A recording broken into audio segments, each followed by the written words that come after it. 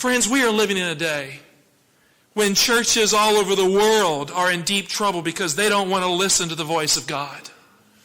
We're living in a day when there are no voice of God detectors in the church like there used to be in times gone by. The Christian church has entered an end-time malaise in which church life has become a game of spiritual manipulation where superstar preachers and music video worship services and light shows foment a group psychology akin to the modern rock concert. We are living in a day when church has been transformed into a riot environment. New techniques are being used because the pulpits of the land have abandoned the simplicity and the spiritual power of the naked Word of God. Many people go to church today to get an emotional fix instead of getting fixed by the Word of God. People go for social reasons, emotional reasons, and financial reasons, but more and more people don't go for God's reasons. Have you asked yourself the question, why do I go to church?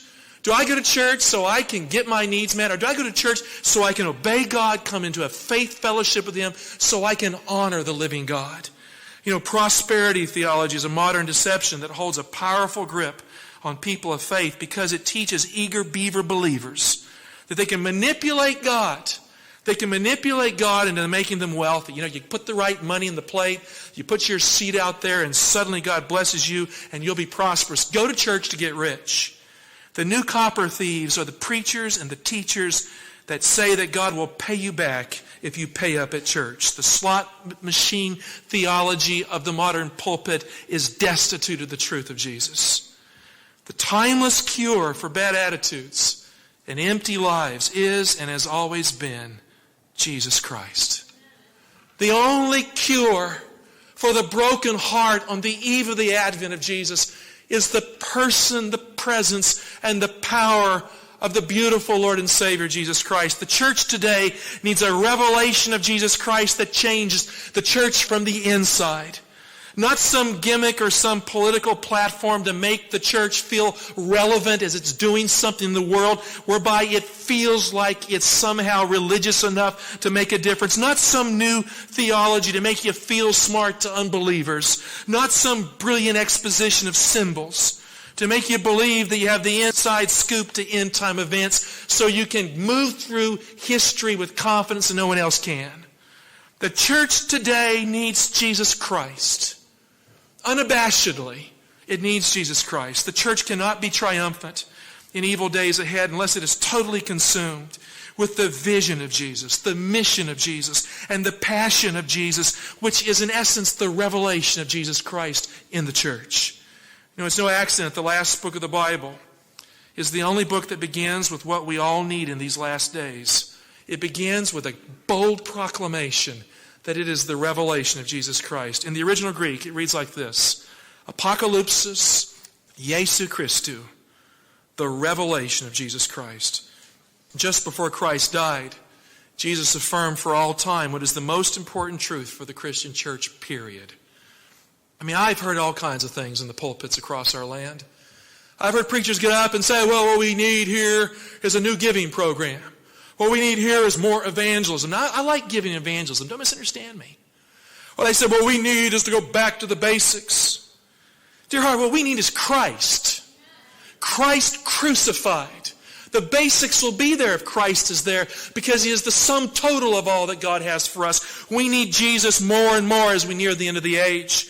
In John 17:3, just before He died, Christ prayed for the truth, the ultimate truth, to be embodied in the church, that it would live into the ages and it would culminate in the second coming. And when Christ had spoken these words, John 17:1, He lifted up His eyes to heaven and said, Father, the hour has come, glorify Thy Son, that the Son may glorify Thee, since Thou hast given Him power over all flesh, to give eternal life to all whom Thou hast given Him. And then verse 3, and this is eternal life, that they know Thee, the only true God, and Jesus Christ whom Thou hast sent.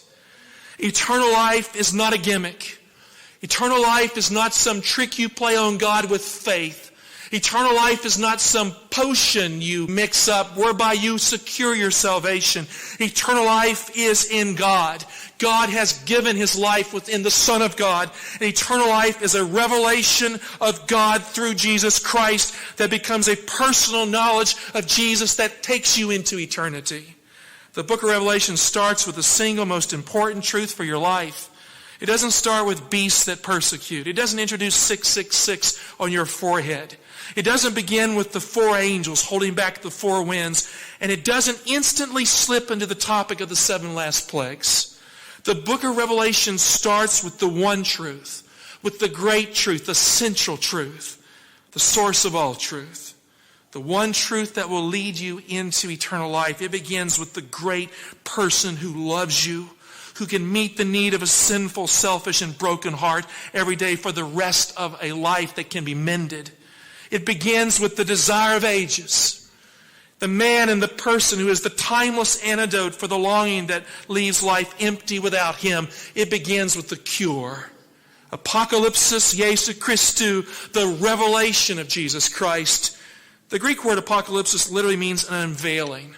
When you move through the pages of the book of Revelation, you are literally unveiling the Christmas wrapping of the revelation of Jesus Christ. Now, how many of you like Christmas here? It's not Christmas, but how many of you like it? You know, we ought to have a Christmas party sometime in the spring. This idea that Christmas can only happen one time a year is totally bankrupt. Now, what I like about Christmas is that the presents are there. Now, when I was a child, I liked it a lot more than I do now. But I like the fact that you go there and you can just kind of take the presents. And how many of you like open your presents quickly, just ripping off the wrapping, getting to it, and you're done? The fun of this is watching your children take those presents and then just kind of pull the wrapping. Maybe the dog will be pulling at a piece of it too. And little by little get to where the present is. It's the journey of the unveiling to the present that is the real joy for me at Christmas. I don't like quickly undoing the thing. I like seeing it happen slowly.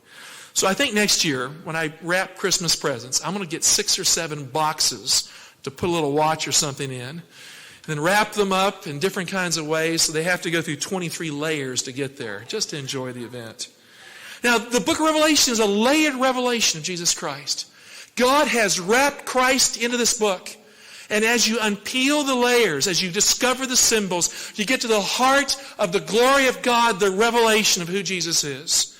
Revelation 1 verse 1, the revelation of Jesus Christ, which God gave him to show his servants what must soon take place, and he made it known by sending his angel to his servant John, who bore witness to the word of God and to the testimony of Jesus Christ, even to all that he saw. Now, there's so much in this one sentence. Scholars have long debated what this first phrase actually means, the revelation of Jesus Christ. In the Greek, the genitive case translated revelation of, the emphasis on the word of here is dynamic. The of can mean a few things, not just one. It can mean a revelation by Jesus Christ, a subjective genitive use in the Greek. That would mean that Jesus is the one who delivers the revelation. Christ is the one interactive in giving it. That means the book of Revelation is a personal interaction with Jesus Christ as he comes to you to speak to you. The genitive case can also indicate the source of something, a genitive source meaning from. If this is the idea, then it means that the book came from Jesus Christ. Now, this is not as likely since verse 1 says God gave it to him. It can also mean the revelation about Jesus Christ. When analyzed, it almost likely means both by and about. The book of Revelation is by Jesus Christ, and the book of Revelation is about Jesus Christ too. I've heard people say the prophecies are not important, but only the gospel. Have you ever heard that? Don't talk about Daniel and Revelation, those beasts. Just give me Jesus. And they sound so pious saying this. I mean, I've heard preachers say this. You know, they get their PhD and they think they know more than the New Testament. And they pontificate about, we just need Jesus. This prophecy stuff gets in the way of Christ. If you have too much of it, you won't go close to Christ. And I've heard them say this as if the prophecies aren't important. They say the gospel's important. But when you listen well, they don't know what that is. And those people simply do not understand that the book of Revelation is a revelation of Jesus Christ. In the New Testament, Jesus is the gospel. That Christ is the subject matter, He is the content of the gospel. And if the revelation of Jesus Christ is about Christ, then it is wrapped in the gospel, it is part of it. That means that when you study the book of Revelation, it is Jesus who is actively speaking to you. It is Jesus you come to know when you study this book and get it right. We need a revelation of Jesus Christ. John 17:3, and this is eternal life, that they might know thee, the only true God, and Jesus Christ whom thou hast sent. In the Greek, this is a henodes. It could be like this, that they might know thee, the only true God. That is Jesus Christ whom thou hast sent. If you want a relationship with Jesus Christ that makes it through to the end of time, then you need to interact with the revelation of Jesus Christ in time. Revelation 1 verse 1 again, the revelation of Jesus Christ, which God gave him to show to his servants what must soon take place. And he made it known by sending his angel to his servant John, who bore witness to the word of God and to the testimony of Jesus Christ, even to all that he saw. Now verse 1 says, God gave it. Now if God gave us something, do we have any right to act like it doesn't matter? If God gave this to Christ for you, it is of extreme importance that you receive the gift. Merry Christmas from God. The book of Revelation is an apocalypsis, an unveiling, an unwrapping of Jesus Christ. This book is of divine origin. I know scholars who have studied its structure. The entire book is laid out chiastically, which means the beginning matches the end, and it's parallels all the way to the poetic center of the book. And they tell me that a supercomputer could not have written the book of Revelation. It is so intricately complex in its poetic forms that no mind on earth could have put it together. It is of divine origin. But it wasn't just given for anyone. In fact, the book is not for the world at large at all. It was given, according to the Bible, to show his servants what must soon take place. At the end of time, most people in the world won't have a clue what's going on. I mean, end time events will be happening and they won't understand what's happening. The book was not given for them, just like the parables of Christ were not given for the world at large. It was given for those who understand, who are following Christ, who want to be deeper in. So if you don't want a relationship with Jesus, then don't bother to read the book of Revelation. Just don't bother. If you don't want to really know Christ, don't spend time there. But God is not satisfied, I believe, that his servants should be left in the dark about what's coming as it relates to Jesus. I have found over the years that people who love Jesus also love the study of the book of Revelation. I've also found that people who say they love Jesus, but they talk down the book of Revelation, really don't love him because they stand in judgment on the very word of God that reveals Jesus for time and in the last days. The text says it is a revelation of Jesus Christ of what must soon take place. The active Christ of history is the active Christ that can matter in your life. You see, of things that must soon take place means the book is relevant today. It's not just for the end times, it's for every day leading up to it.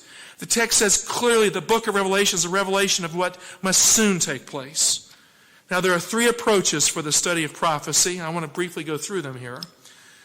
Two of these approaches arose in the Counter-Reformation, the 16th century, and they were a direct attack upon the gospel which was re-envisioned in the Reformation.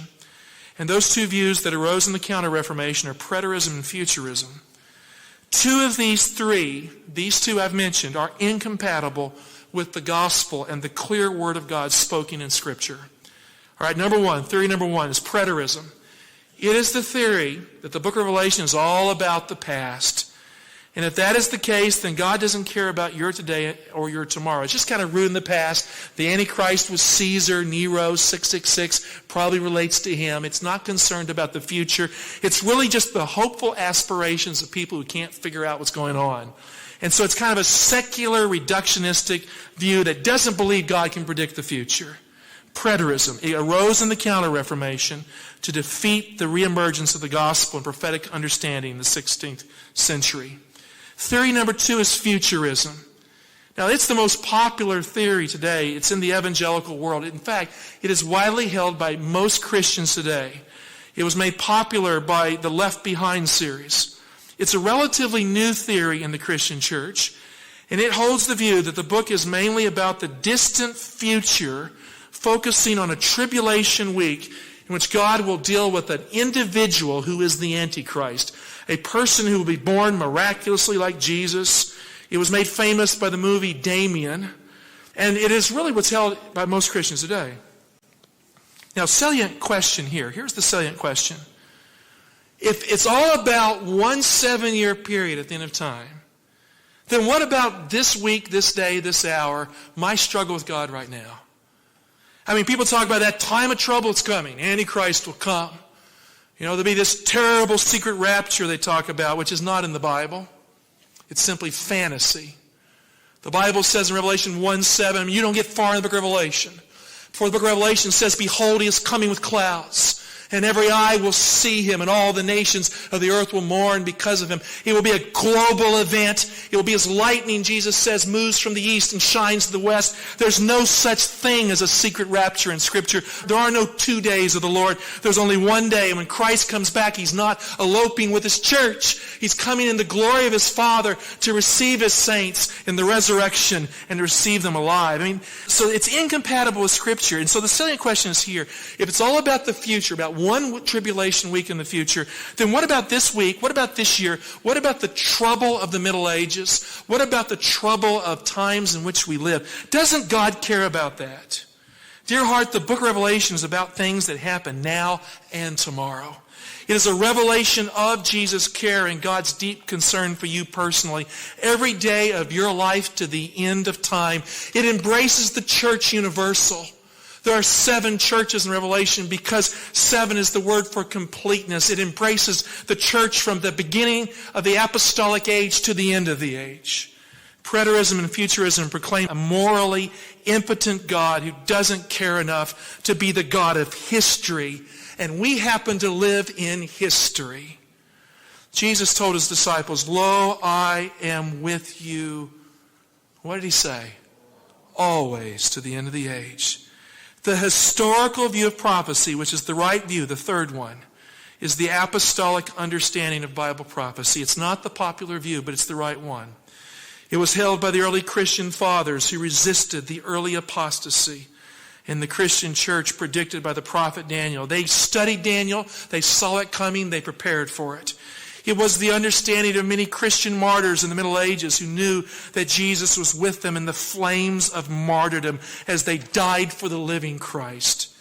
And the men and women who died to translate and give us the Bible at the latter end of the Middle Ages were largely encouraged by the historical understanding of the book of Daniel and the book of Revelation. Dear heart, prophecy is history with Jesus in it.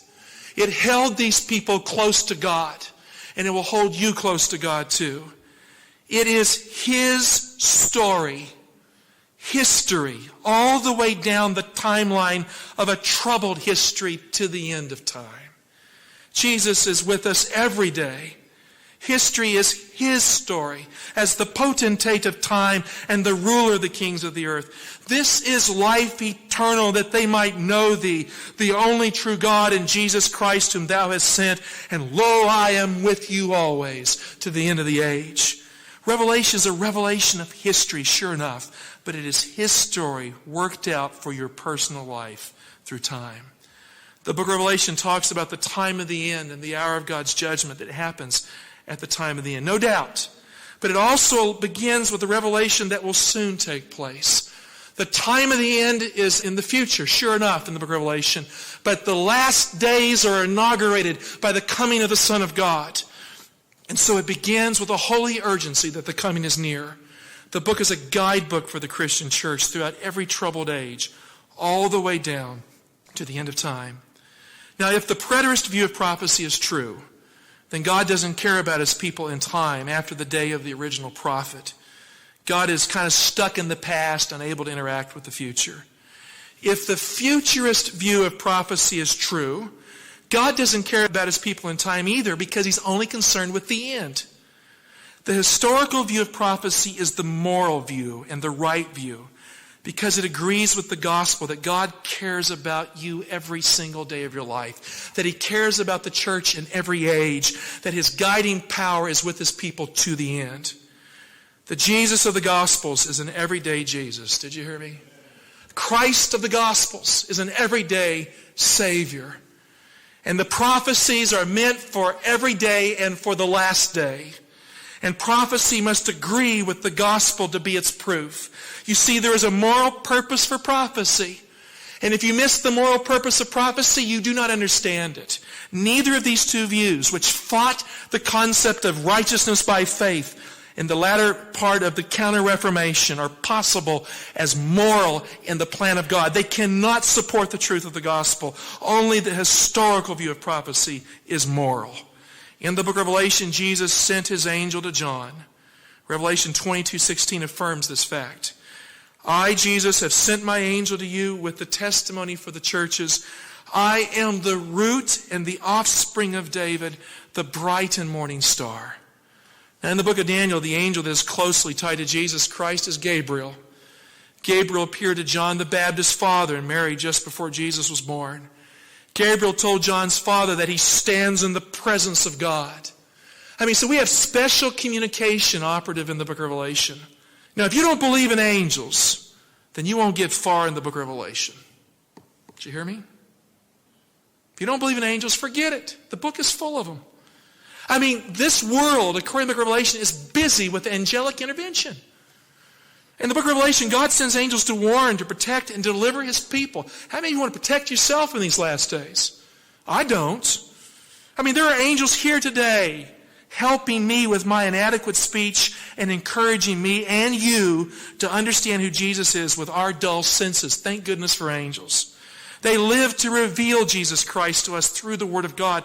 And sometimes through dreams and special revelation too, they have spoken in history. Should we not live for the same reason that angels live? To share Jesus with others? That's what they come from holy realms of light to do here in this dark world. To illumine the life, to draw people to Christ. Should we not be in the business of sharing Jesus like they do? Finally, the angel gave the revelation to John, who wrote it down, thank goodness. I'm glad he wrote the book of Revelation. Verse 2, John, who bore witness to the word of God and to the testimony of Jesus Christ, even to all that he saw. Now, a true prophet bears witness to two things according to this verse. And let's look at them. Number one, a true prophet is true to the word of God. True prophets don't come up with something that overturns the Bible. I hear so many people running around today. We live in an age when people claim to be prophets. You go on the television, so I had a prophetic insight from God. I go to some churches, God gave me a prophetic insight. I hear so many people running around today saying that they have a rhema revelation from God. You ever hear that? A rhema word was revealed to me. And then they contradict the Bible in attitude and fact. They act like their revelation from God is the straight pipeline truth, and they're not interacting with the Scriptures.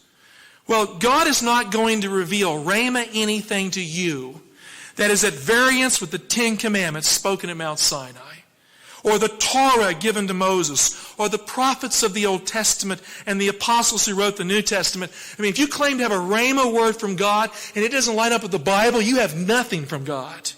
John is not ashamed to say at the very beginning that he is a Bible-believing Christian even before the New Testament was canonized in the 4th century. He says, I believe in the Word of God. I affirm the Scriptures. I'm not even going to start this journey of telling you what I saw without affirming the authority of the Bible. John unabashedly bore witness to the Word of God before he bore witness to what he saw as personal testimony.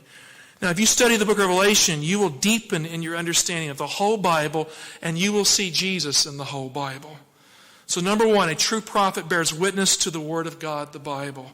And you might want to say a true church does exactly the same thing. A true church bears witness to the Word of God, the Bible.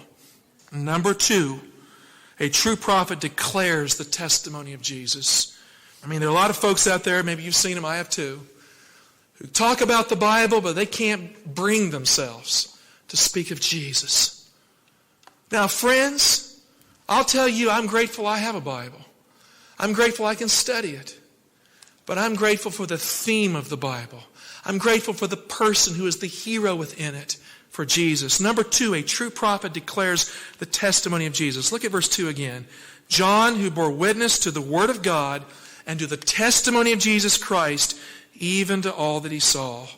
Now, two things are obvious here. First, a true prophet doesn't speak for himself or herself. He speaks for God. He honors the Bible. A true prophet is communicating what Jesus told them, being an angel, or what they heard from Jesus himself. And it doesn't have to just come in words. Jesus speaks with pictures and words in the book of Revelation. John says, even to all that he saw. Gestalt imagery, flashes of visions, understanding. The mind is interacting with the mind of Christ through the Holy Spirit in a very special way. Great stuff going on in the life of the prophet. There is a tender tie between Jesus and his prophets. I mean, you look at the history of the Old Testament, they went through grief. I mean, if someone was called to be a prophet in the Old Testament, it almost certainly meant a death sentence or a life of misery. You better take them seriously. The kind of lives the apostles and prophets lived, the sacrifice they gave. Only one of Jesus' apostles died a natural death. The rest were martyred. I mean, men who destined for death to give witness to Jesus. And when you study the life of the prophets, who would want to be a prophet? I wouldn't want to be a prophet. You know, people today are so quick to take the mantle of the prophet upon them and claim they have a rhema from God when they don't have anything from God. The book of Revelation teaches that there will be a remnant of Christians at the end who are just like John in their commitment to God's word and the prophecies that John gave. There will be a prophetic movement that lives like John, that is enamored with Jesus as John, the beloved disciple, was.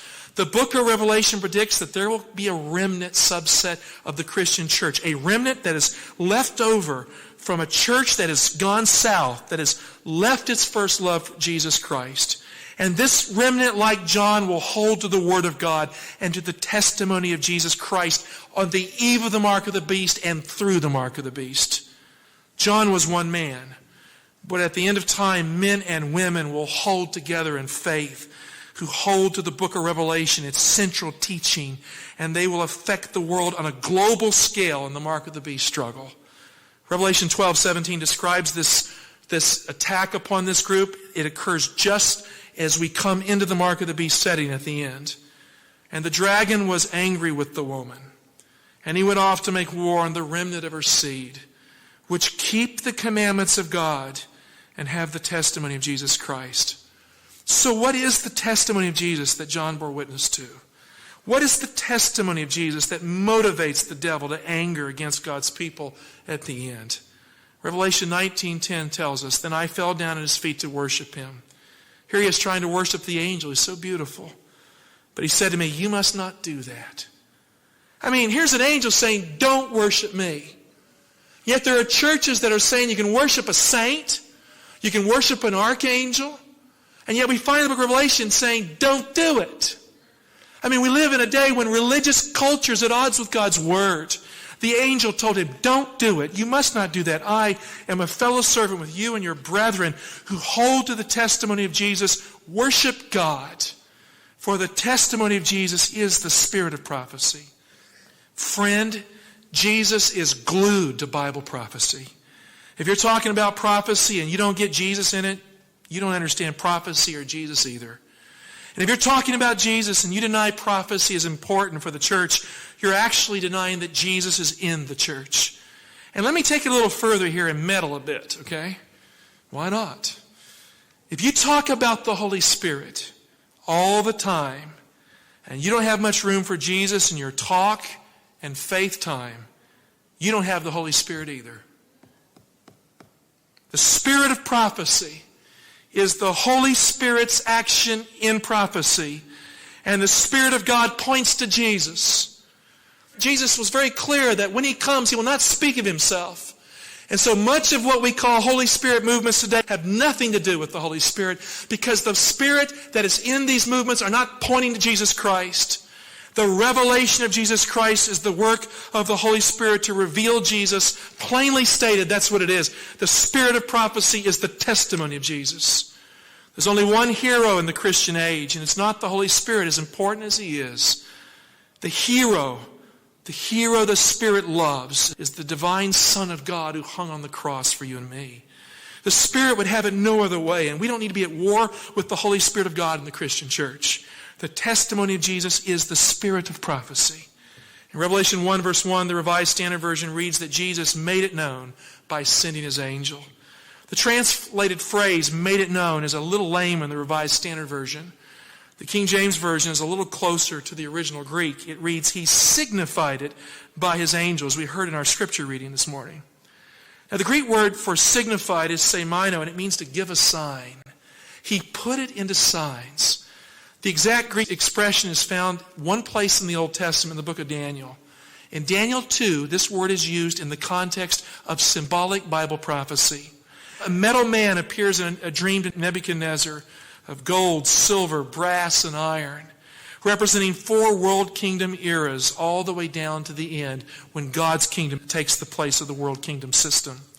So when you signify something, you put it into symbols and signs to make it known. That's why the Greek translator in Daniel 2 used the very same Greek word we have here in Revelation 1. And if you don't study your entire Bible, you won't find out what the symbol is about. In fact, you'll get lost in the imagery and you'll just not get it. It takes the whole Bible to unlock and understand the symbols in the book of Revelation. And if you have no stomach for Jesus and you don't like studying your Bible, you won't understand prophecy either. And you won't understand the revelation of Jesus. In our series in the book of Revelation, which we are now beginning, we're going to leave the newspapers and the commentaries and the philosophers out of the pulpit. We're not going to use them.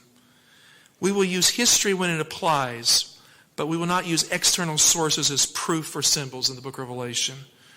All the symbols are in the Bible, and we will unlock them together on our knees seeking Jesus. I'm not in a hurry on this series. I want to take my time. There is so much good stuff in Revelation 1 and 2 about Jesus. We're going to savor it as we move through it to get to end-time events. The revelation of Jesus Christ, does it really matter today? I ask the question, does it matter? Yes, it does. Revelation 1:3, blessed is he who reads aloud the words of the prophecy, and blessed are those who hear, and he who keeps what is written therein, for the time is near. You know, the word blessed means happy. Do you want to be a happy Christian or a miserable Christian? I want to be a happy Christian, not a miserable Christian. Now, we can have trouble in our life as Christians, but it says, blessed is the one who reads the words of this prophecy. Do you want to overcome the era of grief and the age of negativism with optimism and buoyancy in your life? Yes or no? I do. Do you want happiness in your heart and life that you can get through troubled times so that when you face difficulties, you don't say, well, I had a rotten time, but rather I had a God-sent time and hope is on the horizon? I ask the question directly today, do you really want to be happy? Well, if you do, you need the book of Revelation. John says, blessed are those who read aloud the book of Revelation. When I read the book, I find a lot of trouble on earth in it described. It's very clearly there, woe to you who dwell upon the earth. But I find a lot of rejoicing in heaven. Rejoice ye that dwell therein. Angels sing because the devil is defeated by the cross of Christ. The 4 living creatures sing a new song because the Lamb has conquered the evil one. The 24 elders praise God. They throw their crowns down before the Lamb who is worthy to open the scroll with 7 seals. Large multitudes sing and praise God because salvation belongs to God and to the Lamb. You know, many people think that they own it, that somehow they work it out. It belongs to God and the Lamb. They sing about salvation. A study of the book of Revelation will change the way we worship here. It'll change the way you pray. It'll change the way you sing. And it will change the way you see Jesus. It will take you from grief to grace. It will move you from fear to faith. It will lift you from silence to song. Revelation 1:3, blessed is he who reads aloud the words of the prophecy. And blessed are those who hear and who keep what is written therein, for the time is near. 3 blessings are clearly outlined here. First, when you read aloud, you're blessed. Secondly, when you hear the words, you're blessed. And finally, the third blessing, when you do what it says, you are really blessed. The book of Revelation has an ethical claim on your life because Jesus has a claim to you. It will change your life if you start the journey and don't look back with unbelief. You cannot interact with an honest heart with the revelation of Jesus Christ and not be changed inside your heart by him. You cannot be the same person if you come face to face with Jesus who is revealed therein. The sinful self that wants to master you must surrender to the sinless Savior who loves you. The life that has no Lord must bow down to the Lord of life who lives for you. And the knees that never bend must kneel and confess that Jesus is Lord for you. Blessed are those who keep the things that are written herein, who hold on to Jesus. The revelation of Jesus Christ, which God gave to him to show to his servants what must soon take place. We need it every day because we need Jesus every day. When I was a teenager, I lost my father when I was 15. Many of you know that. Dad's death left a vacuum in my life that was profound. I started my journey as a Christian with a great loss. I knew my dad 2 months. I became a Christian just after he died. And I started my journey at the age of 15 just wondering why God does what he does, why he doesn't use power more efficiently to stop us from grieving. I was a new Christian, I had a high blood pressure for 2 years, 160 over 120, 115. They told me I was a walking time bomb. It was just simply stress from my inability to figure out why I'd lost my father. And at times I bungled it now and then as I was trying to grow up into Christ. There were these false voices trying to draw me away from Jesus. Sometimes I listened to them, sometimes I didn't. But I found the book of Revelation to be a source of answers. As a new Christian, I wanted to know if my dad would live again. I wanted to know if evil would win in the end or God would defeat it for good. I wanted to know if God would be my father and Jesus my brother in the awful vacuum of my father's death and the great controversy of my own life. As I studied the book, I came to understand that Jesus is very near to me. And Jesus is my friend. I heard him speaking to me from this book. I discovered that Jesus has the right picture of God that I need. For my life and growth, I found it there. And I know there's a future. Because I've studied, I've seen Jesus in the book. Because Jesus is the future. Jesus is the present meaningful day in the book of Revelation. I'd like to end this morning with Jesus' words that mean so much to me. Right here in Revelation 1. Look at verse 17. When I saw him, John writes, I fell at his feet as though dead. But he laid his right hand upon me, saying, Fear not, I am the first and the last, and the living one. I died, and behold, I am alive forevermore, and I have the keys of death and of Hades. Do you want to live forever? Fall down as a dead man. Fall down on your knees and see Jesus on your knees. That's what John did. The revelation of Jesus Christ only comes on your knees. Dismiss fear for the vision of the revelation of Jesus Christ. On your knees, broken, alone. On your knees, you may feel dead, but on your knees, when you look up, you will see the face of Jesus. And in the revelation of Jesus Christ, you will live forever. This is life eternal, that they might know thee, the only true God. Jesus was very clear. And Jesus Christ, whom thou hast sent. My name is Pastor Michael Oxentenko. Thank you so much for watching this video. I want to encourage you to hit the subscribe button so you can learn about more of our preaching and teaching content. If you're specifically interested in the books of Daniel and Revelation, I would encourage you to go to the website angelsintheglen.org. Again, Daniel and Revelation, angelsintheglen.org. We'll look for you there.